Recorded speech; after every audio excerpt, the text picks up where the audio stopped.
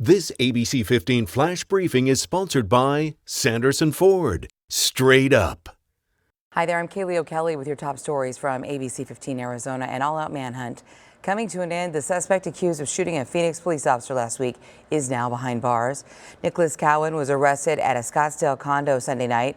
Phoenix investigators say a tip to the hotline led them to the fugitive holed up near 66th Place and Osborne. He was immediately taken to the hospital with injuries believed to be from Thursday's standoff, where he was shot after shooting at officers at a gas station last week after a domestic violence call. This week, former Valley mother Lori Vallow Daybell will be arraigned in court for the murder of her two children, JJ and Tylee. Daybell deemed competent to stand trial earlier this month, and she will face a judge tomorrow. It has been nearly a year since her case was put on hold as Daybell received treatment. Her husband Chad also charged in the trial, and prosecutors have filed notice that they will seek the death penalty if convicted. Their joint trial is expected to get underway in January. There are new images to share with you from a house fire in Phoenix that started in a kitchen. Crews from Phoenix and Tempe working together to stop those flames near 48th Street in Rozier. Crews say food left on the top of a burning stove started those flames, and a family of two is now searching for another place to live. We are on wildfire watch today as crews work to get a handle on a fire burning in the West Valley. This one is near Buckeye. The old 80 fire, as it's being called, is burning near a historic bridge in the old US 80, which does remain open. Right now it's 68 acres in size, but no containment. It is time to turn in your lease, but do you buy the car outright? Maybe you have a battle on your hands right now, even if you have a contract. Here's our consumer reporter, John Matarese. Mariah Wiley loves the 2019 Honda Civic she leased 3 years ago. I love it. I mean, I wouldn't have kept it if I didn't like it. So she decided to purchase it when the lease came up, especially since she was originally offered a great buyout. Just $15,567. So it was like stated in clear, plain words. It was like no way around it. That was the clear print. But when she sat down with the dealer, she learned it would now cost $19,834 to buy her own car. So how much more did they want you to pay? $4,300.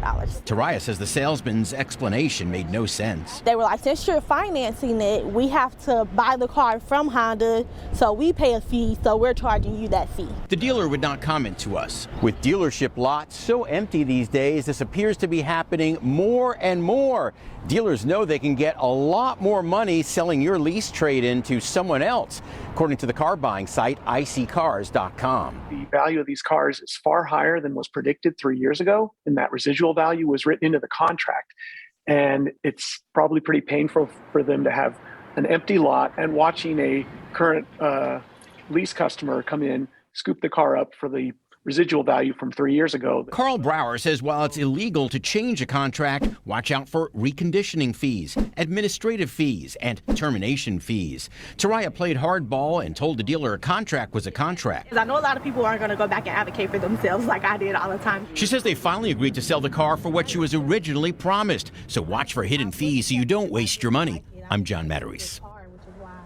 Well, it is tax day. Experts say if you haven't filed by now, you should probably file for an extension.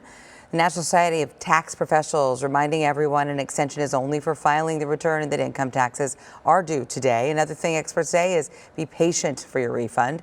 The IRS is facing its largest backlog in history and record low staffing levels.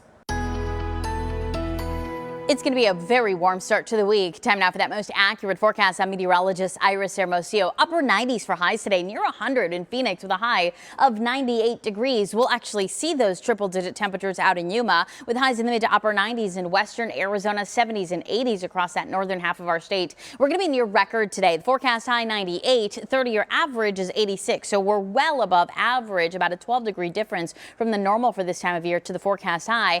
But we're going to end up just 2 degrees shy of the record today, which was set on this date back in 1989. Breezes start to pick up today, but then they really crank up tomorrow. Tomorrow, gusts to 30 miles an hour in the valley, even stronger in northern Arizona, and that's prompting wind advisories across that northern half of our state. We also have red flag warnings in place for tomorrow as that risk for wildfires is going up as a result of the dry conditions and the strong winds. Highs in the upper 90s today and tomorrow. Then we dip on Wednesday and Thursday with 80s by Friday. For the latest headlines, weather, and traffic traffic, just head to ABC15.com or download our free ABC15 mobile app. Make it a great day. This ABC 15 Flash Briefing is sponsored by Sanderson Ford. Straight up.